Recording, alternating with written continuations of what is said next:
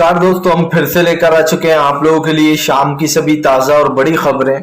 फटाफट अंदाज में एक एक कर बताएंगे आपको आज देश और दुनिया से क्या बड़ी खबरें निकल कर सामने आ रही हैं। लेकिन उससे पहले दोस्तों एक नजर डालेंगे सुर्खियों पर। राहुल गांधी ने दोस्तों आंधी तूफान में भी मचाया तहलका। कर्नाटक में जमकर गरजे राहुल गांधी, बोले आंधी तूफान भी रोक नहीं सकता हमें। वहीं पर अगली बड़ी खबर में हम आपको बताएंगे दोस्तों, दरअसल आपको बता दें कर्नाटक में भी होगा अब मदरसों का सर्वे। जी हाँ, योगी की सरकार पर चली बम्बई सरकार, इसके बारे में आपको बताएंगे। वहीं पर अगली बड़ी खबर में हम आपको बताएंगे दोस्तों, आपको बता दें आज किसान बनाएंगे बरसी। दरअसल लखीमपुर हत्याकांड को पूरा 1 साल हो गया है जिन किसानों ने अपनी जान गंवाई थी। वहीं पर केजरीवाल का भाजपा के ऊपर बड़ा हमला, बोले फिलहाल भारतीय जनता पार्टी की सरकार जा रही है, गुजरात में हमारी सरकार आ रही है, इसके बारे में भी आपको बताएंगे। वहीं पर अगली बड़ी खबर में हम आपको बताएंगे दोस्तों, मुलायम सिंह यादव की हालत हुई काफी ज्यादा नाजुक, आईसीयू में भर्ती नेताजी। वहीं पर अगली बड़ी खबर में हम आपको बताएंगे दोस्तों, राहुल गांधी का केंद्र सरकार पर बड़ा हमला, बोले बापू की विरासत हथियाना आसान लेकिन उनके रास्ते पर चलना बहुत ही मुश्किल, ये देश भाईचारे से चलेगा, इसके बारे में आपको बताएंगे। वहीं पर अगली बड़ी खबर में हम आपको बताएंगे दोस्तों, शशि थरूर बोले हमें वोट करो। जी हाँ, देश के लिए खास करके कांग्रेस के लिए काम करना चाहते हैं। वहीं पर अगली बड़ी खबर में हम आपको बताएंगे दोस्तों, दरअसल आपको बता दें बीजेपी के ऊपर जमकर गरजे अखिलेश यादव, बोले देश के हालात काफी नाजुक, ऐसे में सोच समझकर कदम उठाने की जरूरत। वहीं पर अगली बड़ी खबर में हम आपको बताएंगे दोस्तों, अंकिता हत्याकांड में आज बड़ा खुलासा हो सकता है। वीआईपीओ को दिया जाता था एक्स्ट्रा, जो है यहाँ पर उनको एक्स्ट्रा जो है एक तरीके से ये कह सकते हैं ऑफर दिए जाते थे, क्या है वो ये सब कुछ खुलासा होगा। वहीं पर अगली बड़ी खबर में हम आपको बताएंगे दोस्तों, आप असदुद्दीन ओवैसी का बीजेपी के ऊपर बड़ा हमला, बोले देश आज नफरत की राजनीति से भरा पड़ा, इसके बारे में भी बताएंगे। तो सारी खबरें फटाफट अंदाज में देंगे, एक एक कर देंगे। फिलहाल फिर चलिए बढ़ते हैं सबसे पहली और सबसे बड़ी खबर की ओर। दरअसल दोस्तों आपको बता दें, राहुल गांधी का केंद्र सरकार पर बड़ा हमला, बोले फिलहाल आंधी तूफान भी रोकने वाला नहीं है। आपको बता दें दोस्तों, राहुल गांधी का एक वीडियो सोशल मीडिया पर वायरल हो गया, जिस वीडियो को लोग काफी ज्यादा पसंद कर रहे हैं। दरअसल आपको बता दें, राहुल गांधी के भाषण के बीच में जोर जोर से बारिश हो रही थी, बिजली कड़क रही, लेकिन राहुल गांधी ने भाषण नहीं रोका। आपको बता दें, राहुल गांधी ने कहा कि ये आंधी तूफान और बारिश भी हमें रोकने वाली नहीं है और ना ही बारिश आंधी तूफान से डर कर जाएंगे। राहुल गांधी दोस्तों अपना भाषण देते रहे, सारे कार्यकर्ता और राहुल गांधी भीगते रहे, लेकिन राहुल ने रात के समय, अब आप सोचिए रात में भी भीगते रहे राहुल गांधी, लेकिन उन्होंने अपना भाषण नहीं रोका। राहुल गांधी ने कहा कि आज देश हिंसा से भरा पड़ा है, देश में नफरत की फैलाई जा रही, देश जिस परिस्थिति से गुजर रहा है वो बहुत ही खतरनाक। राहुल ने कहा कि ये लोग देश में नफरत फैलाएंगे, हिंसा फैलाएंगे, लेकिन हम प्यार फैलाएंगे, हमें कोई रोक नहीं सकता। ये देश भाईचारे का देश है, यहाँ पर लोगों को सिर्फ प्यार और जो है यहाँ पर दोस्तों हिंदुस्तान में का इतिहास ही ये रहा है। राहुल गांधी ने कहा कि हिंदुस्तान का इतिहास ही ये रहा है जहां पर भाईचारा और प्यार मोहब्बत रहा है। जो लोग आज नफरत फैला रहे हैं कल वो लोग नहीं होंगे राजनीति में, लेकिन दोस्तों आप समझिए देश यही होगा। जाहिर सी बात है दोस्तों, देश भाईचारे से चलता था। हमारा भारत देश, हमारा इंडिया इसीलिए पॉपुलर है, इसीलिए जाना जाता है क्योंकि यहाँ पर दोस्तों अतिथि देवो भव, और इसका मतलब आप अच्छे समझते हैं कि हम बाहर वालों का भी प्यार से स्वागत करते हैं। लेकिन देश में आज नफरत फैलाई जा रही, जिसको लेकर राहुल गांधी ने साफ कर दिया कि देश भाईचारे से चलेगा, प्यार मोहब्बत से चलेगा, नफरत से नहीं चलेगा। राहुल गांधी ने कहा कि 40% वाले चोर हैं जो 40% चुराते हैं, केंद्र और कर्नाटक। आपको बता दें, राहुल गांधी ने कहा कि फिलहाल गरीबों का हक मारकर अपनी तिजोरियां भरी जा रही हैं, गरीब उसी गरीबी में जी रहा है और महंगाई दोस्तों गरीबों को मार रही है। लेकिन आप समझिए अडानी और अंबानी जैसे लोगों की चांदी हो गई है जब से मोदी सरकार सत्ता में आई है, चाहे वो अडानी हो, अंबानी हो या बाबा रामदेव हो दोस्तों, ये हर कोई मोदी सरकार का पक्षकार बना हुआ है। ऐसे में ये कहना गलत तो नहीं होगा कि इस सरकार के खिलाफ दोस्तों अब सड़कों पर उतरने का समय आ चुका है और देश की जनता भी इसीलिए राहुल गांधी के सपोर्ट पे। जाहिर सी बात है कर्नाटक में राहुल गांधी जिस तरीके से आगे बढ़ रहा है, ये कहना गलत नहीं होगा कि राहुल गांधी ने एक तहलका सा मचा दिया है। राहुल गांधी की ये यात्रा दोस्तों ये तय कर रही है कि बीजेपी किस मुकाम पर है और कहाँ चली जाएगी, क्योंकि कर्नाटक बीजेपी का गढ़ है और बीजेपी के गढ़ में जमकर गरज रहा है राहुल गांधी। चलिए बढ़ते हैं एक और अगली बिग ब्रेकिंग की तरफ। बता दोस्तों, आज राकेट टिकट बनाएंगे किसानों की बरसी, संयुक्त किसान मोर्चे ने कर दिया था ऐलान एक दिन पहले ही।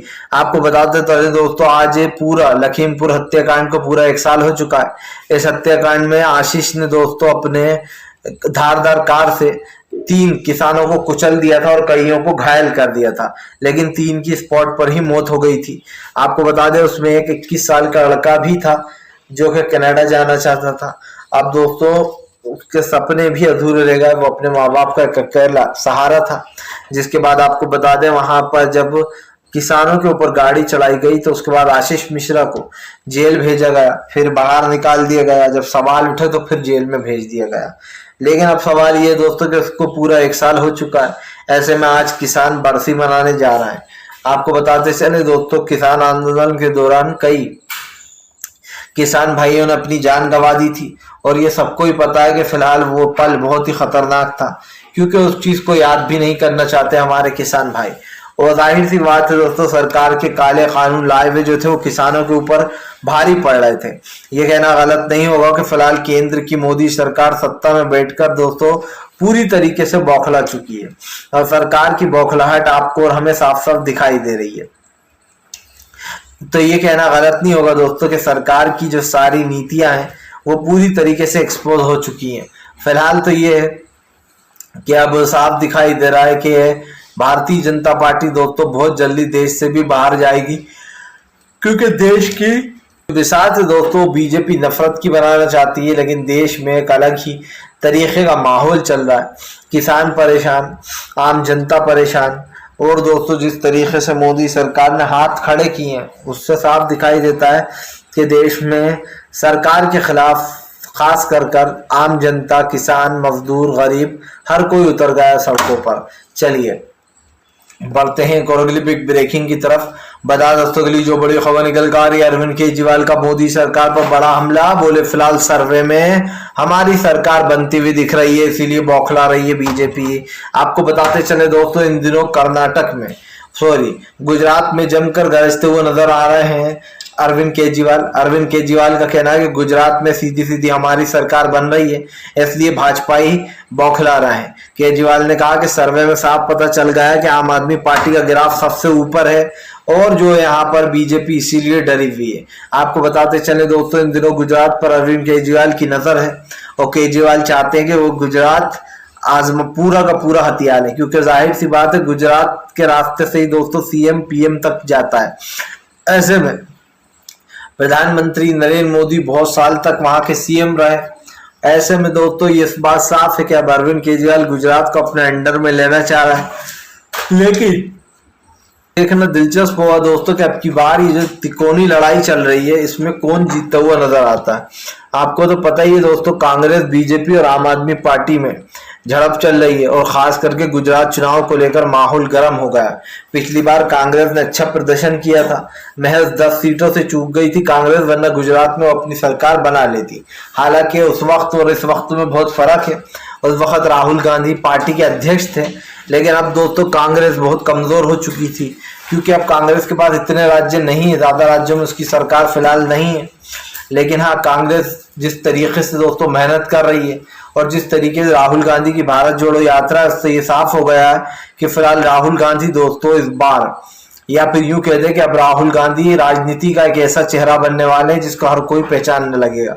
क्योंकि जाहिर सी बात है, राहुल गांधी की भारत जोड़ो यात्रा ने उन 8 सालों को पीछे छोड़ दिया 8 दिन में, जिससे कि राहुल गांधी को पप्पू बुलाते थे और भी कई बातें की जाती थी। लेकिन दोस्तों जो लोग राहुल गांधी से ये सब कुछ चीजें बोलते थे, अब वो खुद सबसे बड़े पप्पू लग रहा है, क्योंकि राहुल गांधी जी ने ये साबित कर दिया है कि दोस्तों इंसान अगर चाहे तो कुछ भी कर सकता है। भारत जोड़ो यात्रा ही दोस्तों बीजेपी के ताबूत में आखिरी कील बनने वाली है और 2024 में दोस्तों तय हो जाएगा कि भारतीय जनता पार्टी सत्ता से बाहर जा रही है। बस ताबूत तो आ गया, कील ठोकना बाकी है आखिरी। जिस दिन ये कील ठोक दी जनता ने, उस दिन भारतीय जनता पार्टी यहाँ से तो जाएगी दोस्तों, पूरे देश में जहां जहां इनकी सरकार है पूरे देश से नामो निशान मिट जाएगा बीजेपी का। जाहिर सी बात है भारतीय जनता पार्टी को दोस्तों लोग पसंद नहीं कर रहा है। अब जो बीजेपी राजनीति कर रही है उसके खिलाफ लोग सड़कों पर हैं।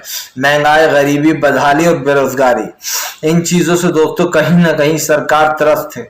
और जाहिर सी बात है जब सरकार परेशान है दोस्तों तो बीजेपी को सत्ता से बाहर निकालना ही पड़ेगा, क्योंकि ये आम जनता के लिए बहुत जरूरी हो गया कि अब वो बीजेपी को सत्ता से बाहर करे। सिंपल सी बात यह है कि अब बीजेपी दोस्तों सत्ता में रहने लायक नहीं बची है फिलहाल। चलिए बढ़ते हैं एक और अगली बिग ब्रेकिंग की तरफ। बता दोस्तों अगली जो बड़ी खबर निकल कर आ रही है, असदुद्दीन ओवैसी का बीजेपी के ऊपर बड़ा हमला। बोले फिलहाल देश में नफरत के कारण टिकी अब तक बीजेपी, वरना हो जाती कब की बाहर।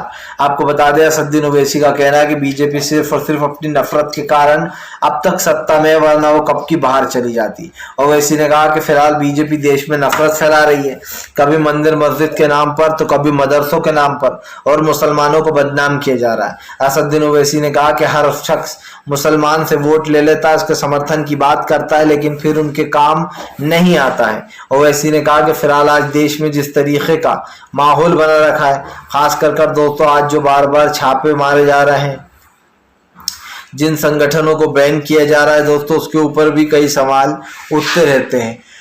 लेकिन सरकार की जो नीतियां है दोस्तों उसके ऊपर इसलिए भी सवाल उठते हैं कि सरकार एक कौम या एक धर्म को टारगेट करती है, क्योंकि जाहिर सी बात है दोस्तों इस देश में सिर्फ मुसलमान ही आसान टारगेट है बीजेपी के लिए, और उनको टारगेट कर बीजेपी अब तक सत्ता में है। आप सोचिए मुस्लिम इनके कितने काम आ रहा है। अगर मुस्लिम ना होते इस देश में दोस्तों तो बीजेपी के पास चुनाव लड़ने का कोई मुद्दा ही नहीं होता, क्योंकि बीजेपी का तो मेन मुद्दा ही हिंदू मुसलमान है।